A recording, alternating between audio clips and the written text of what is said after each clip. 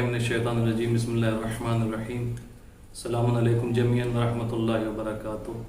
सबसे पहले मैं तमाम नाज़रीन सिरसी सादात अज़ादारी की खिदमत में इस ईद सईद के मुबारक मौके पर मुबारकबाद पेश करता हूँ। दूसरा मसला ये है कि जो अहकाम हैं फ़ितरे के वो आपकी खिदमत में कुछ बयान करने हैं और मुख्तसर वक्त में आपकी खिदमत में अर्ज़ करना है।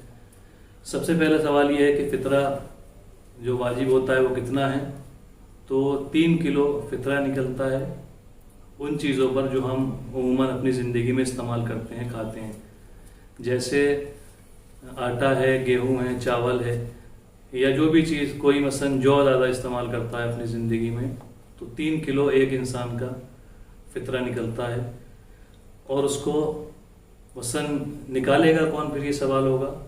तो फ़ितरा जो निकाला जाएगा, जो भी सरपरस्त है और उसके ज़ेरे निगरानी चंद लोग ज़िंदगी गुजार रहे हैं या उसका नफ़क़ा चंद लोग खाते हैं, तो वो इंसान उन तमाम अफराद का फ़ितरा निकालेगा जो उसके ज़ेरे नफ़क़ा हैं। फिर ये सवाल होता है कि फ़ितरा किसको दिया जाएगा। तो फ़ितरा सबसे पहले ये देखा जाएगा कि वो शिया इस्नाशरी हो। उसके बाद अगर शिया इस्नाशरी नहीं है तो अहले सुन्नत हज़रात को भी, जो मुसलमान हैं, उनको फ़ितरा दिया जा सकता है। लेकिन जो फ़ितरा निकालने का तरीका है वो ये है कि सबसे पहले वो ये देखें कि उनके क़राबतदारों में तो कोई गरीब इंसान नहीं है, उसको फ़ितरा दिया जाए। फिर क़राबतदारों में अगर कोई गरीब नहीं है तो उसके बाद पड़ोस में देखें कोई गरीब नहीं है, अगर पड़ोस में गरीब है तो उसको दिया जाए। पड़ोस के बाद नंबर आता है मोहल्ले का कि मोहल्ले में तो कोई ऐसा शख्स नहीं है जो गरीब है, उसको दिया जाए। उसके बाद फिर बस्ती का नंबर आता है कि बस्ती में तो कोई ऐसा शख्स नहीं है जो गरीब है, तो उसको फ़ितरा दिया जाएगा। लेकिन बस्ती में भी अगर कोई नहीं मिलता है तो उसके बाद हम दूसरी जगह पर, अगर हमें मालूम है कि किसी को ज़रूरत है, तो वहाँ फ़ितरा भिजवा सकते हैं। उसके बाद जो मसला आता है वो ये है कि सादात और गैर सादात का। तो क्या सादात गैर सादात का फ़ितरा ले सकते हैं? तो ऐसा नहीं है, बल्कि सादात का सादात ले सकते हैं और गैर सादात ले सकते हैं, लेकिन गैर सादात का सादात नहीं ले सकते। गैर सादात का फ़ितरा गैर सादात को दिया जाए। एक सवाल ये है इसी फ़ितरे से मुताल्लिक़ कि जो हम फ़ितरा निकाल रहे हैं, मिसाल के तौर पर गरीब हैं, इतना पैसा नहीं है, लॉकडाउन है, इतनी कमाई नहीं हो रही है कि हम फ़ितरा निकाल सकें, तो क्या करें। तो उसका बेहतरीन तरीका ये है कि एक फ़ितरा निकालें और उस फ़ितरे को पूरे घर में घुमाने के बाद उन अफराद में को दे दें, फिर जो आपको बताए गए हैं कि जो गरीब रिश्तेदार हैं, उसके बाद मोहल्ले वाले हैं या बस्ती वाले हैं, उनको दे दिया जाए। तमाम अफराद का फ़ितरा निकालने जो है वो ज़रूरी नहीं है। उन अफराद के लिए जो गरीब हैं उनके पास फ़ितरा निकालने के लिए इतना पैसा नहीं है। अब एक सवाल ये है इसी में फ़ितरे से मुताल्लिक़ कि मिसाल के तौर पर 3 किलो गेहूँ है या 3 किलो आटा है या 3 किलो चावल है, तो उसका कितना पैसा होता है। तो जैसे आज इस दौर में जो हम आटा ज़्यादा इस्तेमाल करते हैं, खाते हैं अपनी ज़िंदगी में, तो 25 रुपये किलो आटा है तो 75 रुपये वो फ़ितरा एक इंसान का बनता है। लेकिन अगर कोई इंसान मिसाल के तौर पर दुबई में रहता है तो वो चाहे कि अपने घर वालों से फ़ितरा निकलवा दे, तो ये भी एक तरीका है कि वो अपने घर वालों से कह सकता है कि आप हमारी तरफ से फ़ितरा निकाल दीजिए। इस तरह से उसके ऊपर से ज़िम्मेदारी जो है फ़ितरे की ख़त्म हो जाएगी। तो मिसाल के तौर पर वहाँ पर जो आटा है वो 50 रुपये किलो है, तो उस एतबार से उसका जो फ़ितरा निकलेगा वो 150 रुपये निकलेगा। फ़ितरे में जो मसला है वो ये, जो हम रोज़मर्रा की ज़िंदगी में इस्तेमाल ज़्यादा करते हैं, जो भी इंसान, उसी से फ़ितरा निकालेगा। तो कोई ज्वार ज़्यादा इस्तेमाल करता है, कोई बाजरा, ऐसे भी अफराद हैं, कोई गेहूँ ज़्यादा इस्तेमाल करता है, तो इसके एतबार से फ़ितरा निकालना है। कोई मिसाल के तौर पर बासमती की चावल जो है वो सुबह शाम खाता है 150 रुपये किलो वाले, तो उसके हिसाब से जो है वो फ़ितरा निकालेगा।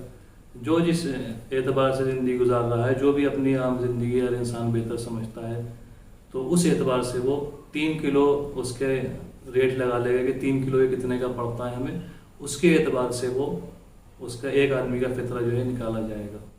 अब एक मसला ये भी है कि मेहमान का फ़ितरा जो निकाला जाएगा वो कैसे निकाला जाएगा, किसको कहा जाएगा कि मेहमान है। तो आयतुल्लाह सिस्तानी रहमतुल्लाह अलैह के यहाँ अगर कोई मगरिब से पहले आता है आपके यहाँ اور وہ آپ کے यहाँ کھانا کھاتا ہے رکتا ہے تو مہمان شمار کیا جائے گا۔ لیکن آیت اللہ خامنی رحمۃ اللہ علیہ کے یہاں مسئلہ یہ ہے کہ مہمان اس کو کہا جائے گا کہ جس کو عرف عام میں مہمان کہا جاتا ہے۔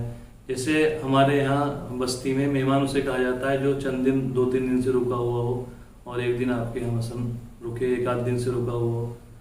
لیکن اگر ایسا نہیں ہے، صرف آیا ہو مغرب سے پہلے آگا، اس نے آپ کے یہاں کھانا کھایا، افطار کیا، وہ چلا گیا، تو آیت اللہ خامنہ کیا مہمان شمار نہیں ہوگا۔ مہمان وہی ہے ان کے جو بستی میں کسی جگہ بھی کسی کو مہمان کہا جاتا ہو۔ لیکن آیت اللہ سیستانی کے یہاں مغرب سے پہلے آئے اور وہ آپ کے یہاں کھانا وانا کھائے رکے تو وہ مہمان شمار کیا جائے گا، اور اس کا فطرہ بھی آپ کے اوپر واجب ہوگا جس کے یہاں مہمان بنا ہے۔ اور اگر وہ خود بھی نکال دیتا ہے تب بھی مہمان کے اوپر سے فطرہ جو ہے وہ ساقط نہیں ہوتا ہے۔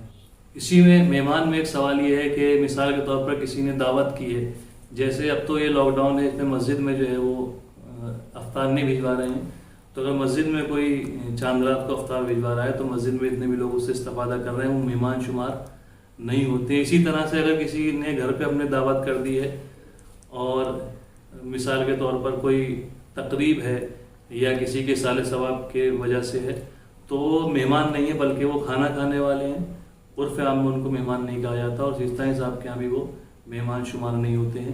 تو لہٰذا مثال کے طور پر کسی کے 20 افراد آ گئے، 30 افراد آ گئے، اب کھانا تناول فرمانے کے بعد افطار کے بعد وہ چلے گئے تو ان کا فطرہ جو ہے اس کے اوپر واجب نہیں ہوگا۔ اسی مہمان میں پھر ایک مسئلہ یہ بھی آ گیا کہ اگر مثال کے طور پر جیسے ہمارے یہاں کچھ افراد آئے جو رکنے والے ہیں، بہت سے بستی کے ہوتے ہیں جو اپنے افطار کے بعد کھانا تناول فرما کر چلے گئے، لیکن بہت سے جو ہیں وہ رکنے والے ہوتے ہیں، انہوں نے افطار کیا اور رکیں گے 1-2 دن، اور مثال کے طور پر دوپہر میں پہنچ گئے، صبح میں پہنچ گئے، 1-2 دن پہلے پہنچے ہوئے ہیں، تو وہ مہمان شمار کیے جائیں گے اور ان کا جو فطرہ ہے وہ اسی صاحب خانہ کے اوپر واجب ہوگا، اور صاحب خانہ کے لیے ضروری ہے کہ ان کا بھی فطرہ وہ نکالیں۔